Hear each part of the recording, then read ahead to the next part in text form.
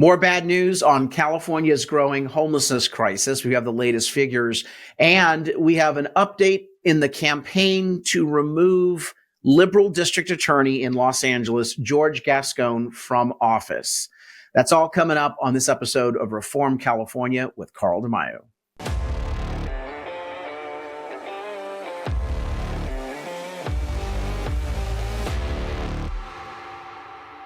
I'm Carl DeMaio, chairman of Reform California, and these are the three stories that we're tracking today. Bad news on the homelessness front in California, no surprise.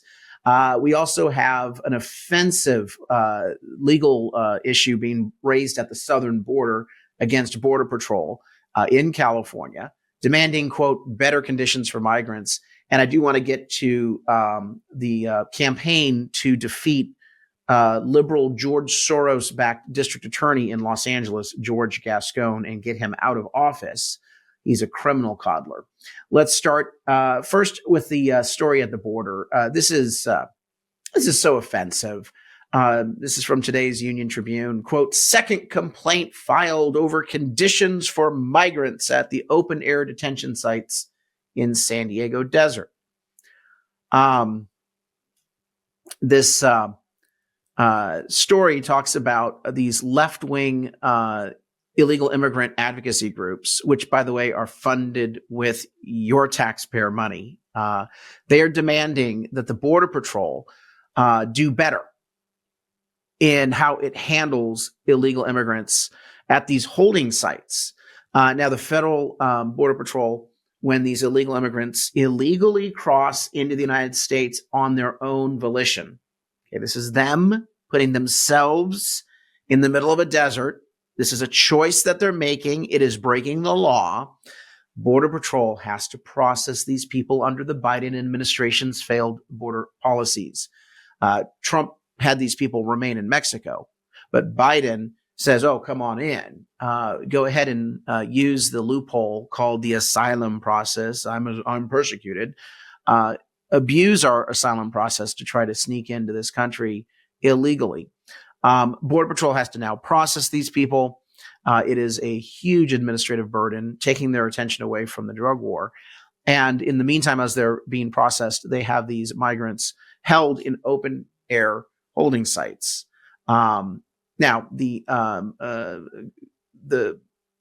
illegal immigrant advocacy groups have filed a complaint with the Customs and Border Patrol's Office for Civil Rights and Civil Liberties. Isn't it so interesting how we have left-wing groups funded by your taxpayer money fighting for the rights of people who have entered this country illegally, should not be here in the first place, that they somehow have more rights in so many ways than you, and they're going to have people advocating for their rights. And where's your advocate for your rights? I don't see any of these left-wing groups showing up and defending parents' rights in school districts. Or how about the right to have a clean and safe neighborhood, clean of crime and grime and people camping out in right-of-way? I mean, there are so many examples of law-abiding citizens having nobody stand up for their rights. And yet here you have a whole gaggle of lawyers trying to sue the federal government, saying they're not doing a good enough job. They're saying that the camps do not have adequate food, water, shelter, restrooms, or medical care. Because, boy, the taxpayer needs to be on the hook to take care of everything, including medical care.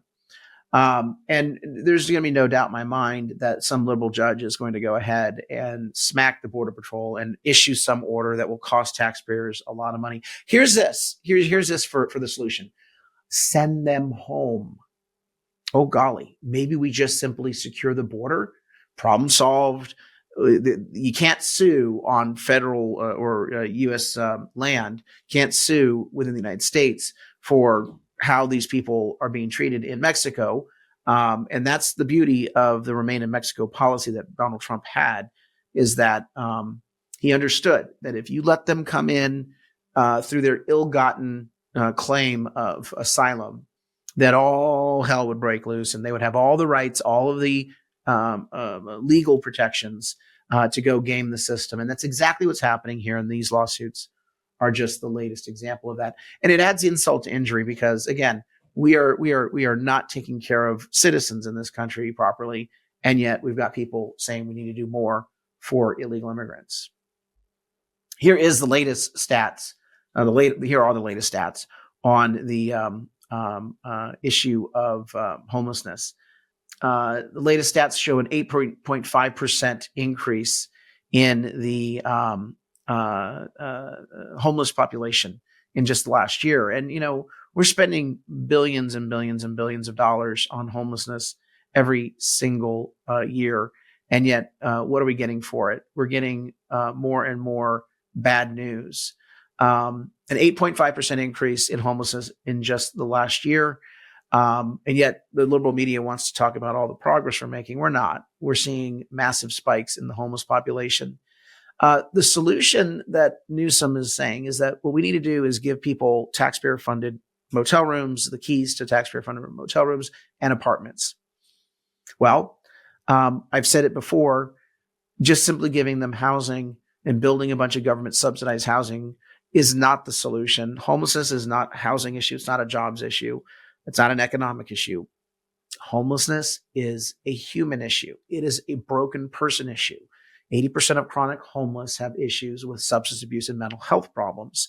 If we don't get to the root cause of those issues, these people will continue to be unable to care for themselves. They will continue to be dysfunctional people. We have the stats that show that even when we give shelter beds to homeless people, they refuse the shelter bed. The latest, according to the California Globe, 60% of homeless vagrants in San Francisco refusing shelter. And this is up from like 54% last month. But we're offering help to homeless people and they don't want to take it. People say, well, why? Mental health is one of the leading issues as to why they reject it. They don't think that it's safe to go to a shelter. They think the government's trying to do something to them. There's a lot of paranoia. There's a lot of schizophrenia, mental health problems. They don't trust people. They would rather be out on the street. They prefer to be in the street. The media doesn't want to cover this. They just say, oh, if we build enough homes and lower the price of rent, everything's going to be fine. If we give them a free apartment, everything's going to be fine. No, we've got to get to the root cause of their mental health issue. And of course, the issue of drug use. When people are put in a shelter, there are liability issues, and those shelters cannot allow drug use as much as the liberals want to facilitate drug dens, drug injection sites. The actual shelters have liability issues if you allow someone to openly use drugs and they overdose, then that is an issue where you're going to get sued. And you know how many sue-happy lawyers on the left there are. But this is just the latest stat. We've got 60% of homeless people refusing shelter, and this is a common number. Here it says earlier in the year, over 50% of homeless people refused shelter space. 54% refused space during the summer. That was an earlier figure I mentioned. 60% of homeless people refused shelter in September. 65% refused in October. 60% in November. It's clear. These people, even if you give them a cot, and we always have empty cots every night in every city, in San Diego, in Los Angeles, in San Francisco. It's not a lack of shelter space. This is a problem where we have got to get law enforcement to tell these people, look, we've given you the offer of a cot, of shelter space. You cannot turn that down.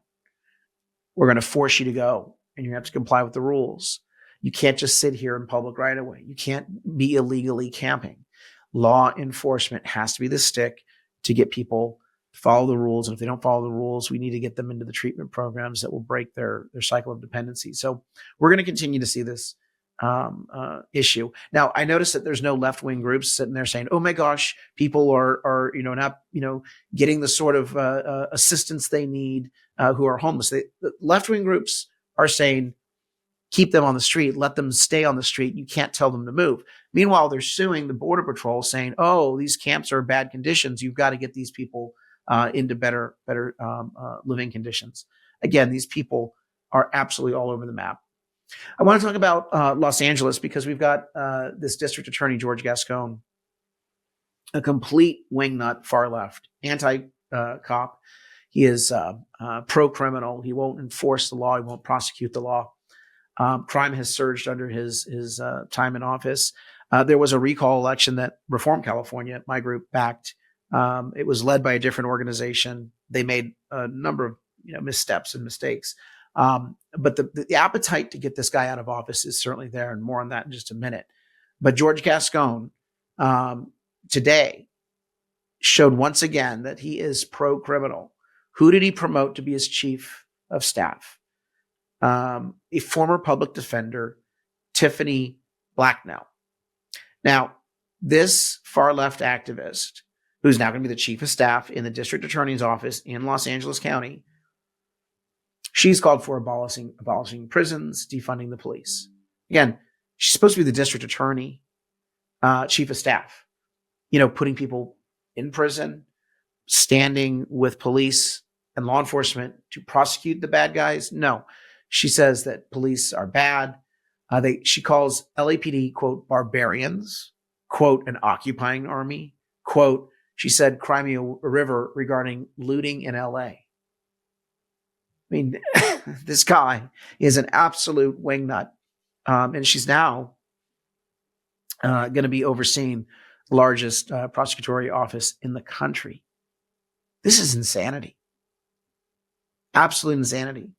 And the latest polling shows that George Gascon is very weak, and the voters want change.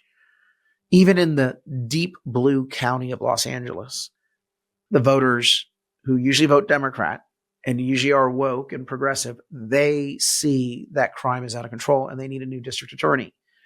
The poll that I'm referencing was commissioned by District Attorney candidate Nathan Hochman. Gascon right now is at 18% of the vote in the March primary. Hochman is at 12%. John Hatami with 8%, and then a variety of other candidates, lower single digits. In this election, my vote goes to anyone but Gascon. Right now, Hochman and Hatami are the two best challengers to take him out, and I think that we're going to get one of them into the runoff. It would be nice, though, looking at these numbers, if we can consolidate the anti-Gascon vote to just simply knock him out of the primary. And then the top two could be going to the general election, and we would have a real discussion about what to do about crime in Los Angeles.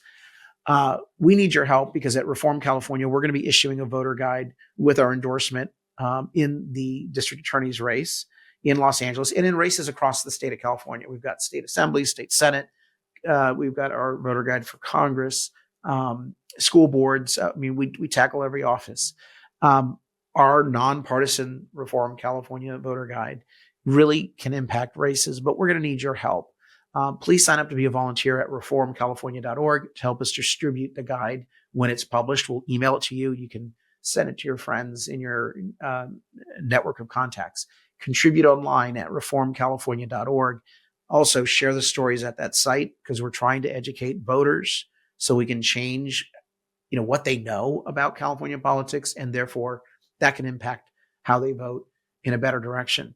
Finally, please like this video, subscribe to this channel, hit that notification button. That way you'll get our episode of this podcast every day, which is posted at 5 o'clock on the top 2 or 3, 4 stories in California news and politics. Until next time, Carl DeMaio, Chairman of Reform California. Help us break through the censorship of the liberal media. Like this video, subscribe to this channel, and smash that notification button so you can stay up to date on all the developments in California news and politics. Also, please visit the website, reformcalifornia.org, for ongoing news coverage and to join one of our campaigns in the fight to take back our state. If you can, please sign up as a volunteer or chip in a contribution. This episode of Reform California with Carl DeMaio, paid for by Carl DeMaio for State Assembly 2024.